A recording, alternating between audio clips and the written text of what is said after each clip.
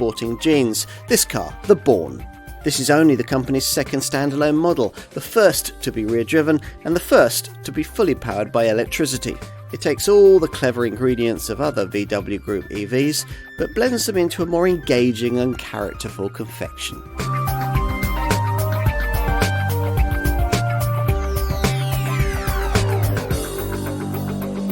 Once you've got over the rush of torque from standstill, family EVs aren't generally much fun to drive. What if you could have one that was, yet still managed to be as practical, ecological and frugal as its battery-powered rivals?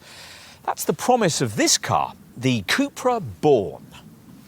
You may by now be vaguely aware of the CUPRA brand. Once it was purely a performance badge on fast Seats, but now it's a marque in its own right, offering two repackaged Seat models, the CUPRA Ateca and the CUPRA Leon, and one design of its own, the CUPRA Formentor SUV. CUPRA was clear from the start that electrification would play a major part in its product development, and sure enough, the Leon and the Formentor can both be had in plug-in e-hybrid forms.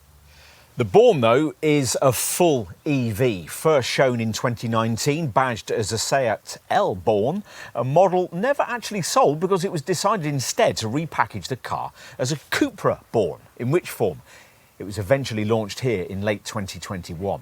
It uses all the same engineering you'll find in a Volkswagen ID.3, but delivers it with a performance twist. And a slightly longer body, allowing you to also consider it as a rival to marginally bigger VW Group EV models like the Volkswagen ID.4, the Skoda Enyaq IV and the Audi Q4 e-tron. CUPRA claims that it's sportier to drive than all of these development cousins, and most other rivals too. We'll see. This, then, is the Born identity, and we're going to subject it to the usual comprehensive car and driving road test.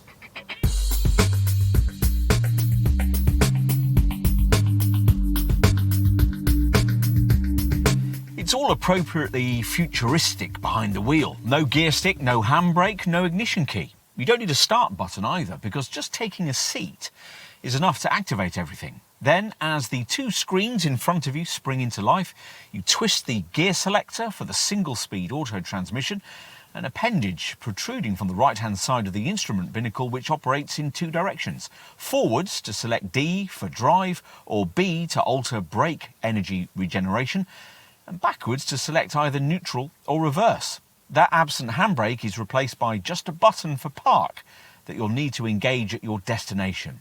Set off, and it releases automatically.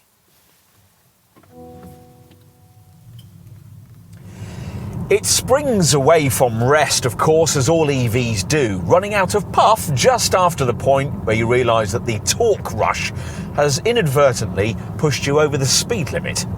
Everything so far is just as it would be in the Volkswagen ID.3. This Born is almost entirely based on, but CUPRA wants to convince you that this is a far sportier confection, and to that end has fitted shorter coil springs, lowering the ride height, along with wider tyres, a more direct variable ratio steering setup, and a retuned stability control system.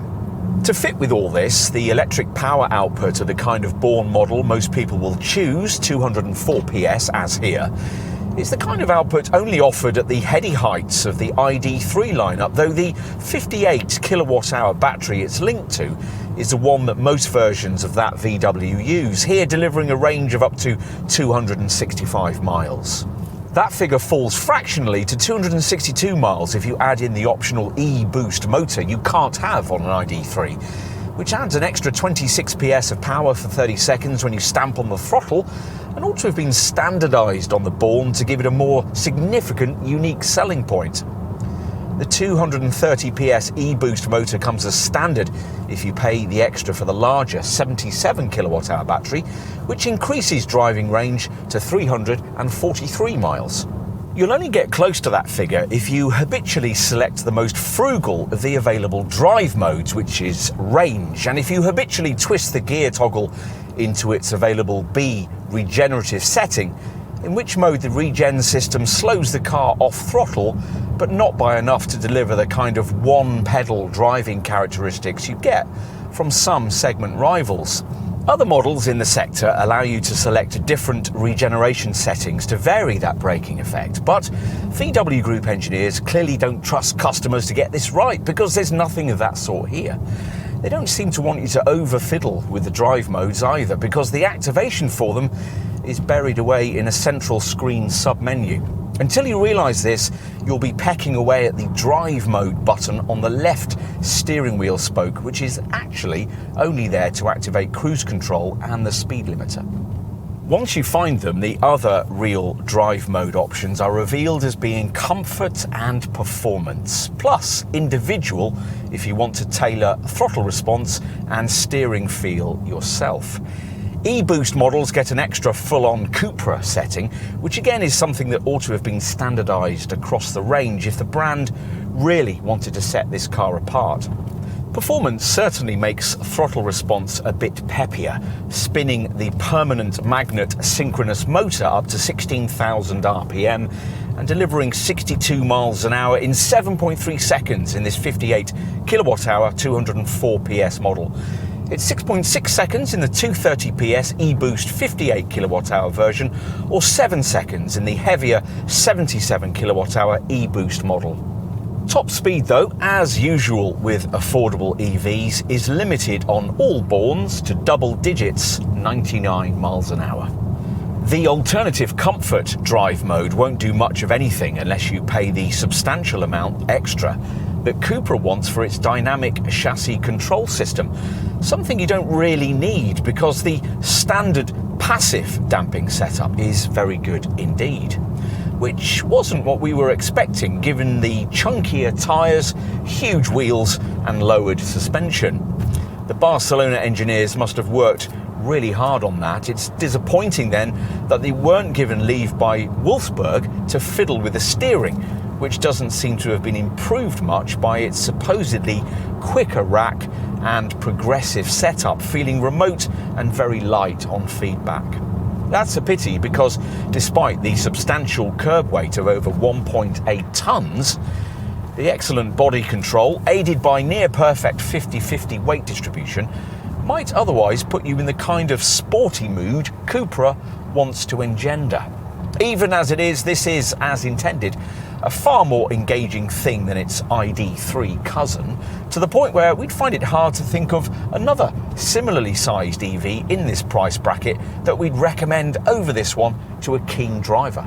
Which bodes well for future Born supremacy in the form of the all-wheel drive twin-motor version that CUPRA is unlikely to be able to resist making, given that all the drivetrain technology for it already resides in the Volkswagen Group parts bin, having been created for the only slightly larger Volkswagen ID.4 GTX. At the other end of the spectrum sits an entry-level, smaller battery 45 kilowatt-hour, 150 PS entry-level derivative that the UK importers hadn't decided whether to import at the time of this test, and which wouldn't do much for this Born's mean, racy image. Rear-wheel drive fits with that. This is CUPRA's first such model, and when you drive a Born in town, you quickly realise the real advantages of placing the powertrain out back and freeing up the front wheels for steering duties. The turning circle is a London taxi-like 10.2 metres, better than parent brand Seat's tiny old me city car model, and the car is superbly manoeuvrable, jinking through traffic hold-ups and darting into spaces. At higher speeds, when you'll dispense with thoughts of regenerative harvesting, you'll notice wind and tyre noise, but only because there's no engine note to mask them. You might, like us, rather regret the way that technology has dispensed with the need for that, but it's hard not to be impressed by the sophisticated drive systems that marching progress has brought with it. This CUPRA's optional travel assist setup, for instance. This system largely takes over acceleration and braking from the driver at any speed, and also helps keep the Born in its lane with appropriate steering interventions. In conjunction with adaptive cruise control, it always keeps the right distance to the vehicle in front and works with the car's standard Eco Assistance feature that uses GPS mapping data to automatically slow the car as it enters built-up areas. If this sort of thing suggests the beginning of the end of driving as we know it, then cars like this Born are ready and waiting to ease us into this brave new world. With a note of reassurance that maybe it'll be that bit more satisfying than we might think.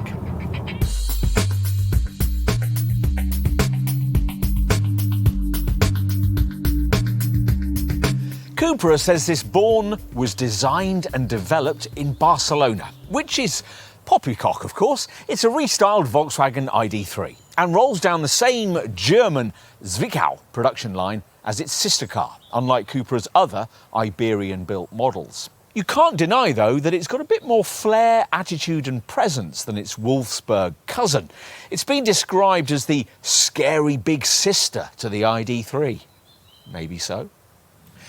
It's certainly a little bigger, something you may pick up from a profile perspective, the Born measuring in 61mm longer, though that still leaves it some way short of the upper mid-sized EV hatches and crossovers CUPRA also wants to target. Volkswagen's ID.4, for instance, is 262mm lengthier. It's here from the side that the ID.3 parentage is easiest to pick up, though CUPRA has tried to disguise it with a sharp A-pillar design and a C-pillar created using a three-dimensional textured surface finished in a contrast colour to give the impression of a floating roofline.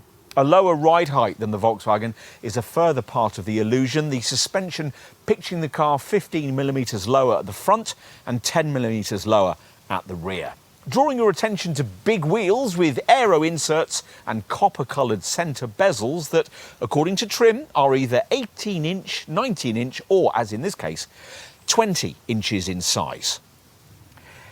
Copper highlights, as usual with CUPRA, are an overriding theme, especially here at the aggressively angled nose, where they adorn the badgework and the frame that draws your attention to the prominent lower intake, designed to channel air towards the radiator for better battery thermal management. Full LED headlights, decorated by small triangles on the side of each lamp, flank the concave upper section that sits like a shark nose. Rear view mirror presence, this car has it. Just as different from anything with a Volkswagen badge, but perhaps a touch less successful, is the rear treatment. CUPRA's usual coast-to-coast style tail lamps stretch across the tailgate, capped by an upper spoiler that connects seamlessly to the C-pillar. Lower down, body-coloured integrated diffuser supplies the required sporty vibe, and under it all sits the car's sophisticated MEB platform, development of which took the lion's share of the £54 billion the Volkswagen Group spent in developing its new era EV technology, which is being licensed widely. It's estimated that there could be up to 20 million cars running on these same underpinnings by 2029. The lighting technology here includes an animated ceremony as you approach the car. There's no need to press a key fob to get in, and as you swing open the door, CUPRA puddle lights shine down at your feet. But just how CUPRA has the Volkswagen Group conglomerate allowed this Spanish brand to be inside? Well, it's actually quite a different ambience from the other compact VW Group EVs available at this price point, and quite an agreeable one. What is familiar is the futuristic feel. As with an ID.3 or a Skoda Enyaq, there's no need for a gear lever, an ignition slot or a handbrake. And as with those cars, there's a 12-inch centre monitor and a 5.3-inch digital cockpit instrument screen, attached to which is a gear selector, the whole binnacle moving up and down as you adjust the wheel. Otherwise, this Born sets itself apart with a darker vibe, a strange indented passenger side dash finish, sustainably sourced soft touch surfaces, and the usual CUPRA brand copper-coloured highlights, which here appear on the steering wheel, the vents, the seat stitching, and frame the open part of the lower centre console. We'd like to have seen CUPRA borrow the ID.3's clever ID Light strip, which on that car interactively emphasises driving functions. Here, there's merely a more conventional, multicoloured interior lighting system. Something the Spanish brand doubtless would have liked to dispense with are these touch-sensitive steering wheel spoke buttons, which everybody seems to hate. It takes time to realise that you have to swipe rather than press them, which isn't a natural action when you're driving. And the left one inaccurately advertises drive mode functionality, delivering instead cruise control and speed limiter. The drive modes you'll need far more frequently are irritatingly buried away in the centre screen, unless you opt for an e-boost model, which has drop-down steering spoke buttons. That middle display isn't universally much liked either, occasionally slow to load, lacking any physical buttons, and sometimes also lacking back functions to return you where you need to be as you scroll about. CUPRA has reskinned it with Iberian graphics, but it's essentially the same one you'll find in those other comparable VW Group EVs we mentioned, which means you get these fiddly lower sliders for temperature and volume, invented in times where we weren't all slavering our hands in sanitizer. There are two home screen display options, a split screen or another with rows of icons, rather strangely bleeding off to the right. Whichever you choose, the lower part of the monitor gives you shortcut options for navigation, audio, phone, smartphone mirroring, driving data and vehicle functions. Everything you really need is here, including an e-manager section for EV functions, wireless Apple CarPlay and Android Auto smartphone mirroring, and a reasonably intuitive voice control system. The instrument screen you view through the three-spoke wheel isn't really big enough to show you much, though you can swipe the steering wheel view button to better display drive assistance features. The top of this little monitor has time, speed limit and temperature readouts, while in the centre there are bigger graphics for the speed, gear selection, battery percentage and driving range info you'll need. Plus, provided you avoid entry-level trim, you'll have access to lots more info further up in your sightline, courtesy of an augmented reality head-up display. You're positioned in front of all this very comfortably on supportive sports seats, trimmed with sustainable upholstery, either sequel yarn fashioned from upcycled Mediterranean marine plastic rubbish, or, as in this case, plusher-looking Dynamica microfiber made from the polyester fibres found in old t-shirts and other abandoned pieces of unwanted clothing. It's all a very comfortable way of displaying your planet friendliness, especially in this top V3 variant, which embellishes these front chairs with a massaging function. Build quality from the German Zwickau factory seems fine, and the hard, low-rent plastics that rather let the side down inside an ID.3 are less noticeable here. Some of the same irritations persist though, like the way that the important volume and temperature controls at the bottom of the centre screen don't illuminate at night, nor does the inside of the glove box. And the switches for the rear windows and door mirrors are needlessly fiddly. But the slim A-pillars, large windows and front screen make the Born easy to see out of, and practicality is well taken care of, with the cubby between the seats enhanced in depth by the absence of the usual transmission tunnel and featuring twin USB-C ports and an optional wireless charging mat. It's a pity that the glove box is halved in size by the fuse box, and that an overhead sunglasses compartment has been omitted. But you get big door bins with bottle holders, and there's the usual ticket clip in the driver's sun visor. Time to take a look in the back seat. Now, you might expect this to be the point where this Cupra's aspirations in appealing to the upper part of the mid-sized EV segment, such as the Volkswagen ID.4 and Polestar 2 size models rather than ID.3 and Kia Niro size contenders, might begin to fall apart a little. After all though, as we told you earlier, the Born is a little longer than an ID.3. It actually has a fractionally shorter wheelbase than that pretty compact little hatch.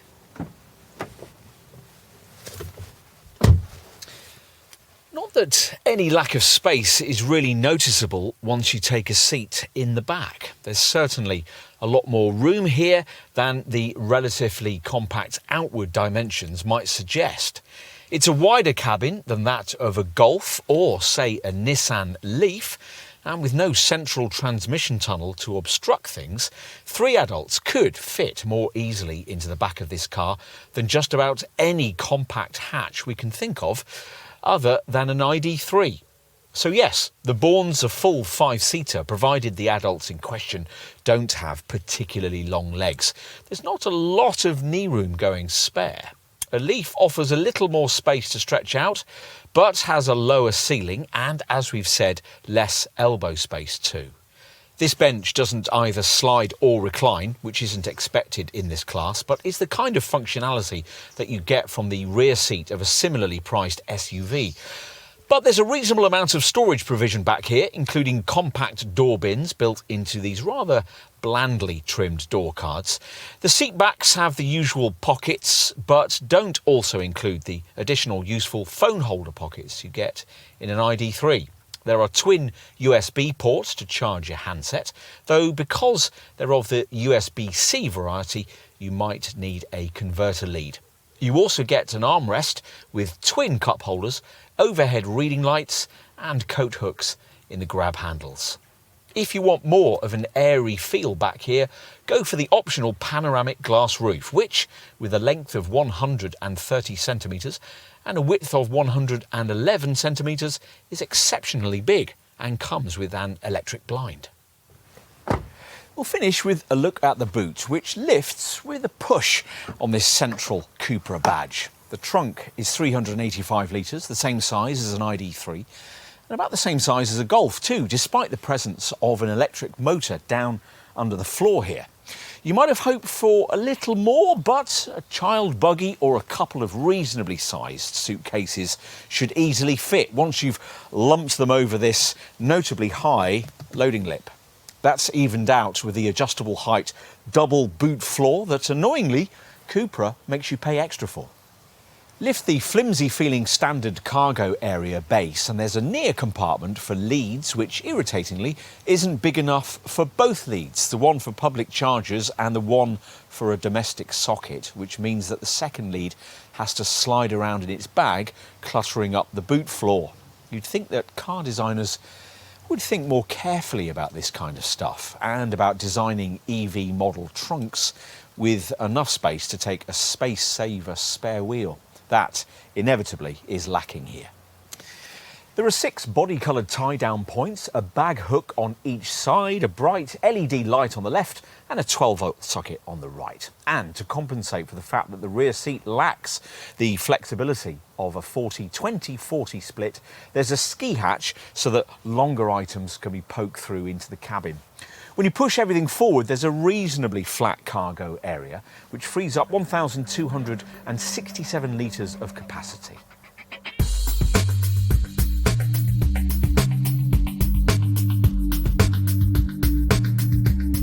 For a CUPRA born at the time of this test in autumn 2022, the brand was asking in the £35,000 to £40,000 bracket.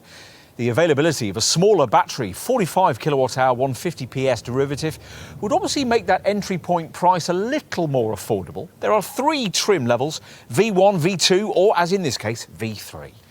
And CUPRA offers a useful free EV and Me app so that you can check out whether switching to an electric vehicle is right for you. From launch, the main powertrain option was the one we're trying here, a 58 kWh battery mated to a 204 PS electric motor. Avoid entry-level trim and you'll have the chance to pay for a couple of powertrain upgrades. Around £800 more gets you the 58 kWh battery, powering a perkier 230 PS e-boost electric motor, or around £3,600 more gets you the longer range of the larger 77 kWh battery, which comes linked to that 230 PS e-boost motor. What about rivals? Well, again, we're quoting prices current at the time of this test in autumn 2022. Well, in terms of the similarly sized VW Group EVs that share this one's engineering, we'd expected pricing to pitch this CUPRA above Skoda and comparable or a little above Volkswagen. We were wrong. The Born is the best value of the conglomerate's EVs in this sector. Spend £35,000 on an entry-level V1 spec, 58 kWh 204 PS Born, and you'll be saving around £1,500 on a slightly smaller and less eye-catching Volkswagen ID.3 with the same 58 kWh battery and 204 PS motor. The saving would be £3,000 on what you'd need for a base Skoda Enyaq IV60 with a slower 179 PS electric motor, and also around £3,000 on what you need for a base Volkswagen ID.4 in 52 kWh form with an even feebler 148 PS motor. A base Audi Q4 Sportback 35 e-tron with a 51.5 kilowatt-hour battery would cost you around £10,000 more than a base Born, and again give you a feebler electric motor with only 170 PS. Comparing like with like against those comparably sized VW Group EV models is difficult because the Born's conventional 52 kilowatt-hour battery and 204 PS motor combination isn't really replicated anywhere other than with the ID.3. Closer comparisons can be made using a Born with a larger 77 kilowatt-hour battery. Compared against Skoda Enyaq IV, Volkswagen ID.4 and Audi Q4 Sportback e-tron models with pretty much identical drivetrains, it undercuts the Enyaq in IV80 form by around £2,500, the ID.4 in Life Edition form by around £5,000, and the Q4 in 40 e-tron form by around £10,000. Actually, though, we think the most direct rival to this car comes from outside the Volkswagen Group in the form of Renault's Megane E-Tech. One of those has a 60 kilowatt-hour battery, a 215 horsepower electric motor, and a starting price tag that's pretty much bang on that of a base CUPRA Born at around £36,000. There's an interesting symmetry between the two products as well, because Luca Di Meo signed off the Born when he was head of SEAT, then signed off the Megane E-Tech when shortly after he moved to be head of Renault. The model that Renault shares much of its technology with, the Nissan Leaf, is also a credible Born rival in long-range Leaf E+ form, which costs about the same as a comparable Born. Other rivals will definitely cost you more. Base versions of the Toyota BZ4X, the Hyundai Ioniq 5 and the Nissan Ariya all start from around £42,000. Allow a 44k budget for base versions of the Polestar 2, the Kia EV6 and the Lexus UX300e. A £47,000 budget's required for base versions of the Mercedes EQA, the Genesis GV60 and the Volvo C40. It's around £48,500 for a rear-driven Tesla Model 3, and you'll need around £50,000 for base versions of the Ford Mustang Mach-E and Subaru Solterra, and around £52,000 for the least expensive Tesla Model Y and BMW i4. True, the pricier options in that list need to be pitched against a Born in perkier and longer range 77 kilowatt-hour 230 PS e-boost form, but one of those can still be had from as little as around £40,000. So the savings could still be significant. To give you some combustion perspective, we'll tell you that Cupra's similarly sized conventional crossover model in this segment, the Formentor, costs around £31,000 in comparable 2-litre TSI 150 auto rear-driven form, and from around £38,000 in PHEV guise as a 204 PS e-hybrid. So if considering all of that has convinced you towards Born ownership, the decider might be a generous level of spec. Well, as you'd hope for this kind of spend, all variants do come well equipped. There's LED headlights and tail lamps, auto headlamps and wipers, adaptive cruise control, sport suspension, all-round parking sensors, keyless entry, and a drive profile selection driving mode system with range, comfort, performance and individual settings. Plus, with the e-boost electric motor, you get an extra CUPRA mode. Inside every Born, expect to find a 5.3-inch digital cockpit, instrument binnacle screen, ambient lighting, a rear-view camera, an auto-dimming rear-view mirror and front sport bucket seats. Media's taken care of by a 12-inch centre navigation display with an online voice assistant and all the usual smartphone mirroring and EV features. Plus, there's a CUPRA Connect app so you can remotely interact with your Born, even when you're not with it. As for the differences between the various trim levels, well, V1 spec gives you 18-inch Cyclone alloy wheels and front seats in black sequel yarn. V2 spec offers smarter 19-inch Typhoon wheels and adds heating to the front seats, plus heat for the steering wheel and washer nozzles, along with rear privacy glass and an augmented reality head-up display. This V3 model is recognisable by its 20-inch Hurricane machined aero wheels, and it gains granite grey Dynamica upholstery with 12-way front power adjustment, pneumatic lumbar support and a massage function. As for key options, well, you'll need to tick the box for the optional cargo pack, which gives you a double boot floor and a 3-pin Mode 2 charging cable. And you might want to consider Cupra's Skyline panoramic glass roof, the 395-watt 9-speaker Beats audio system, and the brand's Dynamic Pack, which gives you dynamic chassis control adaptive damping.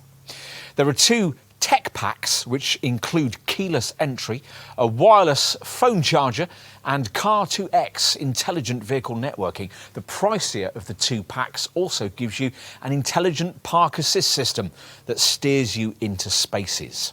To keep EV range up in winter months, there's a heat pump, and CUPRA offers various wheel size upgrades, all-season tyres, and with its top V3 spec, Aurora Blue Dynamica bucket front seats. Bear in mind that you'll almost certainly need to pay extra for your choice of colour.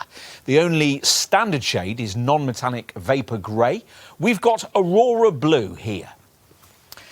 Lots of safety equipment comes as standard across the range, including forward collision warning with automatic braking, a driver alert tiredness recognition system, lane assist, which stops you from dangerously pulling out in front of other vehicles, and dynamic road sign display. There's also twin front, side and curtain airbags, plus the usual assistance for traction, braking and stability.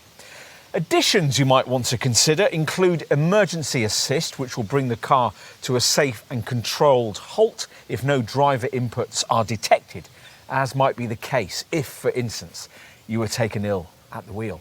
You can also add side assist, which is basically a blind spot warning system that stops you from dangerously pulling out in front of other vehicles, which is packaged in with exit warning, which stops occupants opening their doors in the face of oncoming traffic. CUPRA also wants you to consider adding its clever travel assist system, which will give the car a degree of semi-autonomous drive tech. This uses information from the adaptive cruise control and lane assist systems to actively keep the vehicle in the centre of its lane and adjust its speed to the flow of the traffic.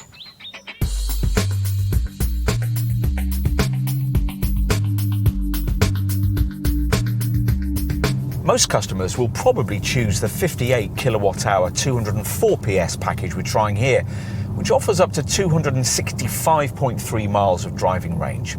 Add in the 230 PS e-boost motor, and that drops fractionally to a best of 262.2 miles. Stretch to a top derivative with the 77 kilowatt-hour battery, and the range figure rises to 343. At the time of filming, CUPRA hadn't confirmed whether it was going to import the base 45 kilowatt-hour 150 PS model, but for reference, that variant offers up to 211 miles of driving range. Rather refreshingly, by the way, the battery size figures CUPRA quotes for this car are net usable ones, a more honest trend started by Tesla. Other brands sometimes tend to quote gross battery sizes, then put the net usable size in the small print. You'll need to select the car's most frugal range drive mode to get anywhere near the quoted mileage figures, of course, which restricts throttle travel and air conditioner output. You'll also need to be frequently selecting the B regenerative braking setting provided by the gear selector. With this engaged, the electric motor functions as a generator and feeds power back into the battery, and you'll experience quite abrupt off-throttle retardation, up to 0.3 G, claims CUPRA. Also helping is the car's built-in Eco Assistance feature, which helps you think ahead when driving by giving you instrument cluster recommendations based on the situation of the road ahead. A warning of a forthcoming roundabout, for instance. As for preserving range in really cold weather, which is when battery outputs usually struggle a little more, you can in theory improve the quoted figures, or at least preserve them, by specifying the optional energy-efficient heat pump that CUPRA wants to charge you £925 more for. Other segment rivals like the Mercedes EQA supply this as standard. Checking out EV owners' forums reveals that this doesn't always happen in practice though. You won't be surprised to hear that this Cupra's quoted range figures broadly replicate what you'd get from the other VW Group mid-sized EV crossover models in this market segment.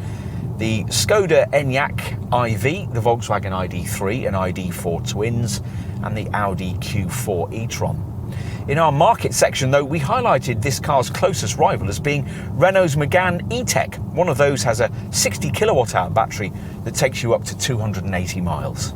You'll want to know how these range figures compare to other segment EVs from brands outside the Volkswagen Group. So let's take the 58 kilowatt-hour 204 PS Born package we're trying here, with its 265 mile range as a base point, and look at comparably priced rivals with similarly sized batteries and motor outputs.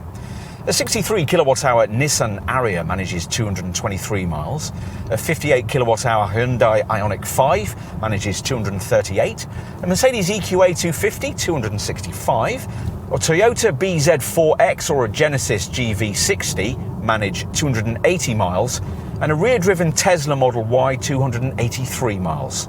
So yes, this Cupra's EV range showing is there or thereabouts. You can go further with some other rivals we haven't mentioned, but that's because they have larger batteries, which means you need to then be comparing them with the 77 kilowatt-hour version of this model.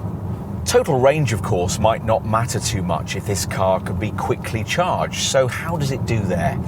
Well, again, as you'd expect, the figures pretty much exactly replicate what you get from other VW Group EVs in the sector, and are broadly competitive with the rest of the segment, though this model's 400-volt electrical architecture isn't ready for future really fast public chargers in the way that the 800-volt systems are in rivals like the Kia EV6, the Hyundai Ioniq 5 and the Genesis GV60. As you'd expect, the Born is compatible with both AC and DC charging networks, and you can plan your charging regime using either the e-manager section of the centre screen or by the appropriate section of the CUPRA Connect app. Let's start with public charging for this Born, and we'll give you figures based on charging from 5 to 80%. Using the feeblest 50 kilowatt charging points, a 58 kilowatt hour model takes 55 minutes. It's up to an hour and 12 minutes for the 77 kilowatt hour version. With a faster 100 kilowatt or 120 kilowatt charging point, a 58 kilowatt hour model takes 35 minutes. A 77 kilowatt hour model at a 170 kilowatt charging point reduces that to 30 minutes and can add 62 miles of range in just 7 minutes. As for home replenishment, well, with an 11 kilowatt garage wall box, a 58 kilowatt hour model charges from empty to full in 6 hours 15 minutes. With the 77 kilowatt hour model, it's 7.5 hours.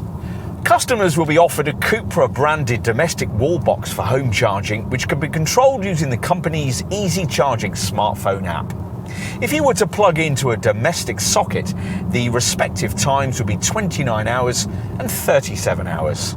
From the launch of this car in late 2021, CUPRA reckoned that a typical Born user would save about £730 a year in operating expenses over what they'd pay to run a comparable combustion engine model.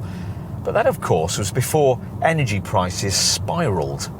There's still likely to be a useful saving, though, over fossil fuel. And anyway, it's not only that your energy costs will be lower, you should also make savings in road tax and the fact that no oil changes are required.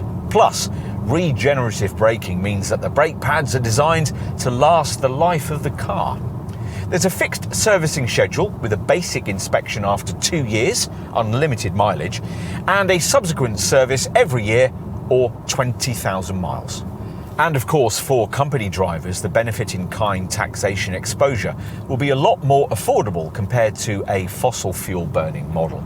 All versions of this Born attract a super low BIK rating of 2% that applies to all EVs in this segment. Compare that to the 37% rating of an equivalent CUPRA Formentor 2-litre TSI 150. Even a Formentor in e-hybrid 204 plug-in hybrid form is rated at 12%. The low BIK rating is down, of course, to the fact that, like any EV, this one has a zero emissions CO2 figure. Of course, the energy to drive this car has to cause pollution somewhere. This Cupra has a well-to-wheels carbon contribution of 32.1 grams per kilometre. Compare that to 35.9 grams per kilometre for the ID.3. And the Born has an efficiency rating of 4.5 miles per kilowatt, though in colder months we've heard reports that this can fall as low as 2.7 miles per kilowatt. Either way, this Cupra is some way from being completely green. You can monitor your current miles per kilowatt reading, by the way, via a driving data section of the centre screen, which gives you long-term and since charging mile per kilowatt hour readouts. As for the warranty, there's the usual unremarkable VW Group brand 3-year or 60,000 mile package, which can be extended at extra cost to either 4 years and 75,000 miles or 5 years and 90,000 miles, but shouldn't have to be. The Spanish maker says that its aim is to make sure that the battery pack lasts as long as the car, and sure enough, that battery pack is warranted to give at least 70% of its usable capacity after 8 years or 100,000 miles. What else? Well, residuals should be strong. Industry experts are quoting up to 47% after 3 years. What about insurance ratings? Well, a 58 kilowatt-hour 204 PS model like this one rates at Group 25p. It's 28p for 58 kilowatt-hour and 77 kilowatt-hour variants with the e-boost motor. Finally, your green-minded friends might be interested in this car's claim to be carbon neutral. It's produced using a carbon offset scheme in a factory powered by renewable energy. Interior materials like the sequel yarn used to upholster the seats of V1 and V2 models are made from waste plastics recovered from the Mediterranean, and the cabin abounds with non-animal sourced fabrics. This is the way a 21st century family car ought to be fabricated. It is, you could say, this Born's legacy.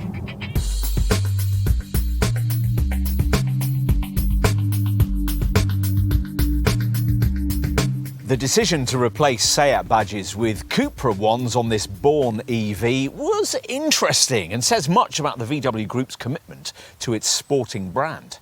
Plus, it also fits with this design's mildly dynamic vibe. Yes, in some ways, it's a Volkswagen ID.3 in a tracksuit, but at the same time, it also offers something just a little different and arguably more appealing. It's not as different from an ID.3 as CUPRA thinks it is. The Born's cause would have been helped in this regard if the brand had standardised the faster e-boost motor and made that a unique selling point. But this car is more engaging to drive and, to our eyes, more engaging to look at too.